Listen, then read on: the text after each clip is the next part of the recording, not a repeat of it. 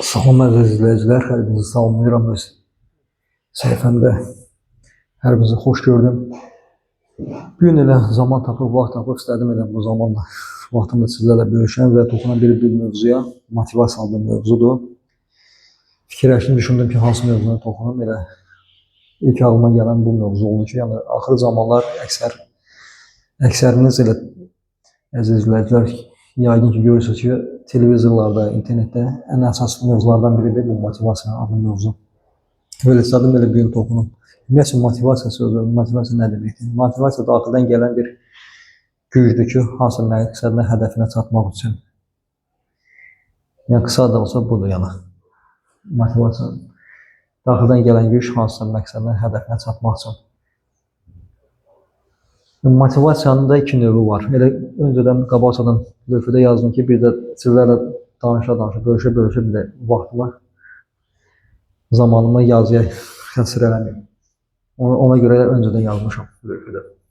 Demək, motivasiyanın iki növü var. Biri daxili motivasiyadır, əziz izləyicilər. Bir də ki, xarici motivasiyadır.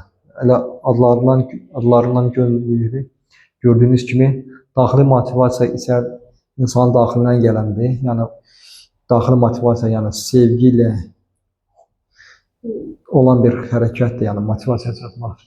Amma xarici motivasiya, yəni kənardan, insan özü istəməyərəkdən kənardan hansısa bir ətrafındakı insanlar bunu ona yönləndirirlər ki, hərəkətə keçsin. Xarici qüvvə ilə olur o təkam. Amma buradan daxildən gələn təkamdır. Daxili motivasiyadan söhbət edirəm. Yəni, fərqlənən budur. Daxili motivasiyadır ki, daxildən gələndə, amma o kənar qüvvələrdir. Ətrafdakı insanlardan gələndir, xarici motivasiya. Və daxili motivasiyanın fərqi xarici motivasiyadan ondandır ki, insan iş görəndə daxili motivasiyada əsas bütün konsentrasiyasını, bütün beyni yönəldir prosesə, işin gediş haqqısına. Yəni, ən önəmlisi prosesdir işin. Axır nəticələrində insan fikirləşmir, düşünmür.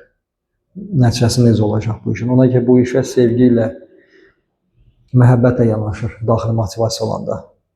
Ancaq xarici motivasiyanın fərqi daxili motivasiyadan ondan ibarətdir ki, insanın nəticə maraqlandırır.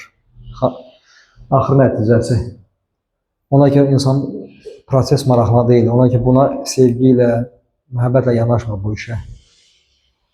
Ona görə əsas ondan nəticə maraqlandırır ki, nəticəsi necə olacaq xarici motivasiya olanda. Ancaq daxili motivasiyada maraqlıdır proses. Nəticəsi, sonrası elə fikirləşmir insan, düşünmür. Ona ki, bu işə sevgi ilə, məhəbbətlə yanaşır. Ancaq xarici motivasiyada sevgi ilə, məhəbbətlə yanaşmır deyə nəticə maraqlandırır, axır. Bu fərqləndirən cəhətləri budur, ilk öncə. Sonra daxili motivasiya ilə xarici motivasiyanın fərqi ondadır ki, dediyim kimi, kənar qüvvələrdir. İnsan həmişə fikirləşir ki, nəticə necə olacaq, kənar qüvvələri. Amma daxili motivasiya olanda işin sevgi ilə, məhəbbətlə yürür deyənə, işi sevir deyənə, burada özünə güvən, özünə əminlik daha da artır. Amma xarici motivasiyada əksinə azalır özünə güvən, özünə əminlik. Daxili motivasiya olanda insan ən önəmlisi nədir? İnsan məna axtarır. Öz işinin hansı işlə məşğuldursa, mənasını axtarır. Önəmli amillərini axtarır. İnsanı hərəkətə keçirdən qüvvə nədir? Yəni, bu işin mənası, hansı məna daşıyır bu iş insan üçün? Ancaq xarici motivasiyada insanın yaşam tərzi maraqlıdır, komfortu maraqlıdır. Bu da fərqləndirən budur. Orada məna axtarmır insan. Xarici motivasiyada, o daxili motivasiyada.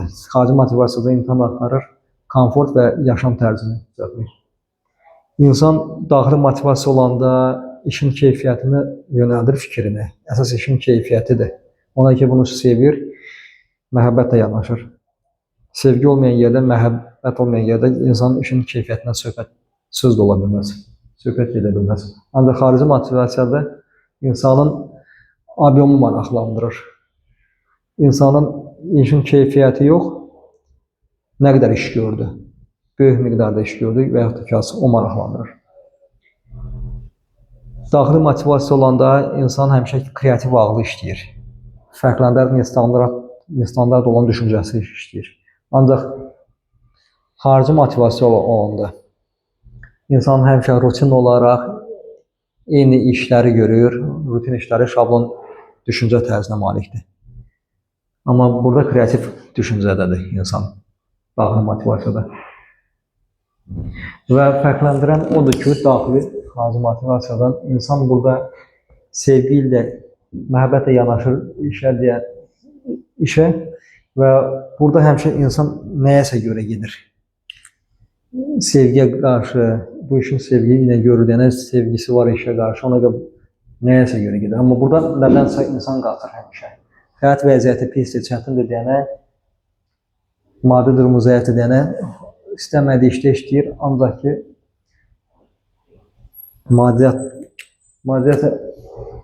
yəni istəmədiyi işdə işləyir, ancaq ki, maddi durumu düzəlsin deyə. Yəni nədənsə qalır həmişə. Burada nədənsədir, bura nəyəsə görə gedir. Yəni sevgi ilə, məhəbbətlə sevir deyənə işini, burada nəyəsə görə, amma burada nədənsədir həmişə. Maddi durumu zəifdir deyənə iş axtarır, gedir istəmədiyi işə ki, maddi durumu zəif.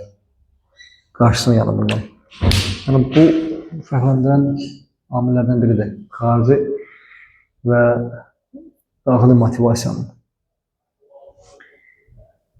Yəni hər biriniz yəqin ki, indi özünüzü tanıdınız bu sadalıq falan motivasiyanın fərqləndirən cəhətlərin daxili və xarici motivasiyasını.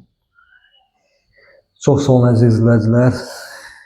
Elə istədim qısa da olsa bugünkü mövzunu buna toxunalım. Motivasiya haqqında sizlərlə də bölüşəm. İnşallah Allahın hökmü ilə, əmri ilə görüşərik. Sağ olun.